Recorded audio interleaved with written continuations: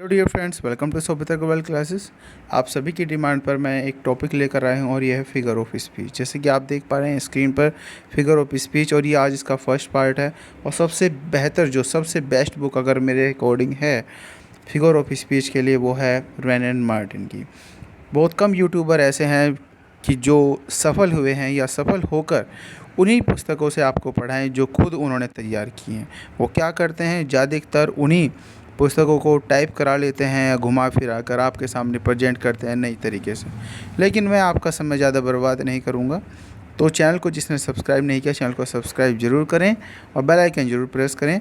जैसे कि आप स्क्रीन पर देख सकते हैं, ये सबसे अच्छी बुक है फिगर ऑफ स्पीच के लिए।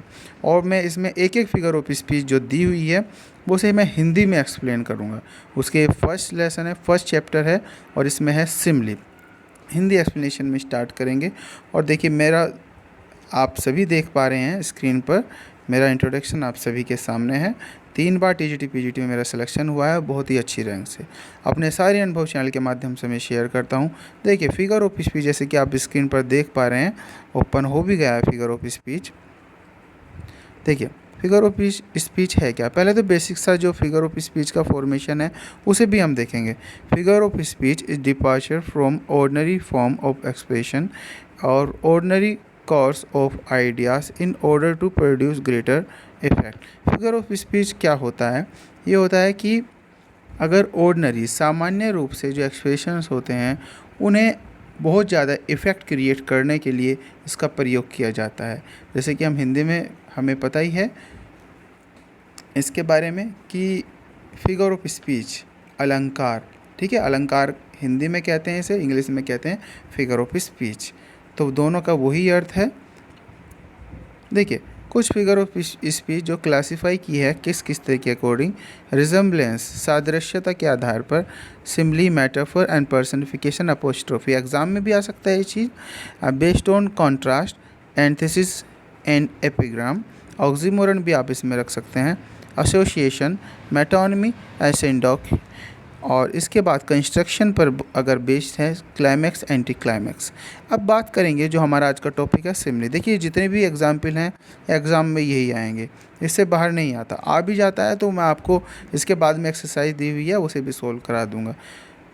इन simile a comparison is made between two object different kind. ये बात ध्यान रखना भाई, कंपैरिजन तो सबको ही पता है सिमली में, लेकिन जो ऑब्जेक्ट होते हैं ना कंपैरिजन के लिए, वे अलग अलग होने चाहिए। यानी कि एक व्यक्ति की दूसरे व्यक्ति से तुलना कर दी तो वो सिमली आप नहीं कहेंगे।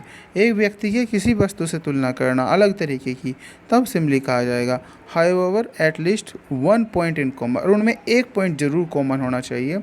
भले ही वे अलग अलग हों पॉइंट्स में, लेकिन उनमें एक पॉइंट क्लियर होना चाहिए, कॉमन होना चाहिए।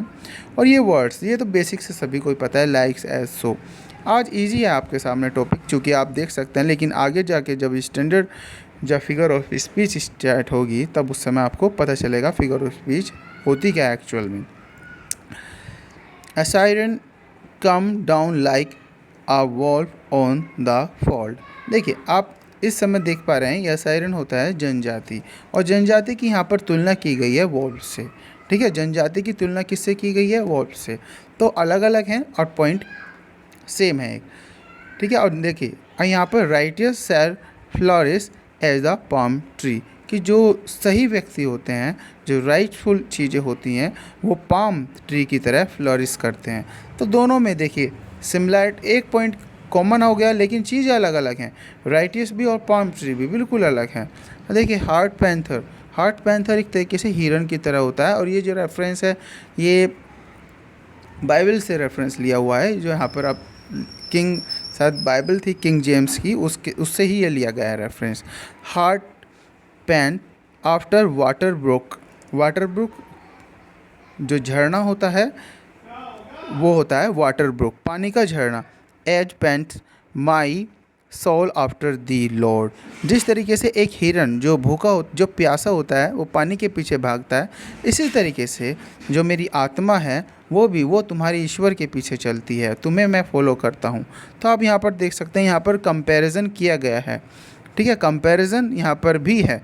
सो देखिए, एज, सो, लाइक जहाँ पर वर्ड होंगे वहाँ पर होता है सिमली। अब 4, words are like leaves where they most abound, much fruit of sense beneath is rarely found. Words की किससे तुलना की गई है? पत्तों से। जो वर्ड्स हैं वो पत्तों की तरह हैं। Where they most abound, much fruit of sense beneath is rarely found. देखिए, वर्ड्स को यहाँ पर पत्तों की तरह करके बताया हुआ है। ठीक है, वर्ड्स को किसके तरह बताया? पत्तों की तरह। Where they most bound, much fruit of sense beneath is rarely found.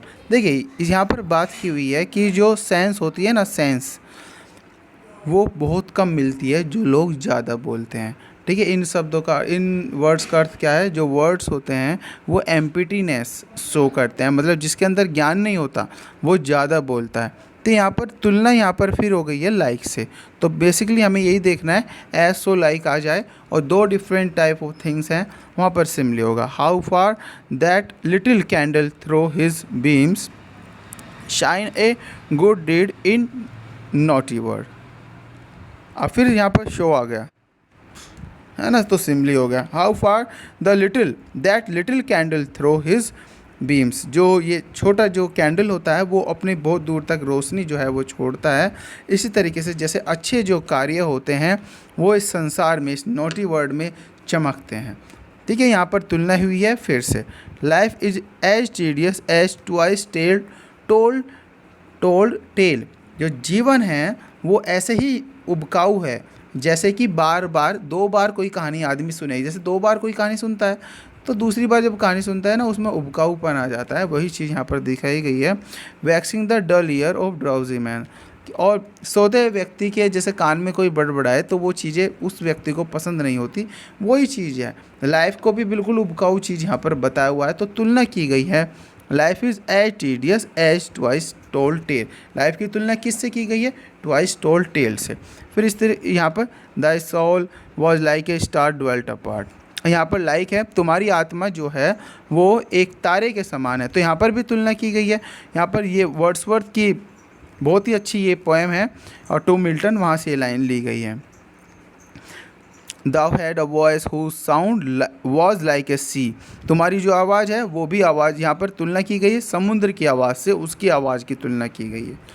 ठीक है, और यहाँ पर O my love like a red red rose the newly sprung in June, my love like melody that is sweetly played in tune.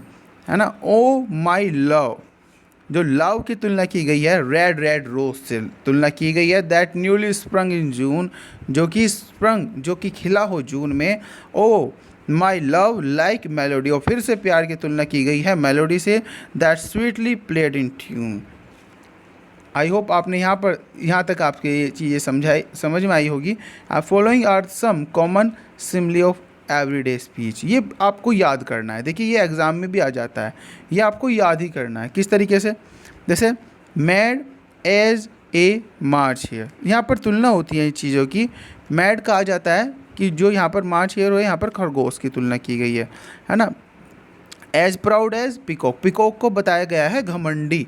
तो ये normal simile है जो आप यहाँ पर देख पा रहे हैं, ये नॉर्मल स्टैंडर्ड सिमिली है ना। As bold as brass, as tough as leather, as clear as crystal, as good as gold, as old as hill, as cool as cucumber. ठीक है, यहाँ पर ये तुलना की गई हैं और ये आपको याद ही करना है। ठीक है, बहुत ही अच्छी चीज़ें यहाँ पर। और यह बात ध्यान रखना, the comparison between same kind is not simile.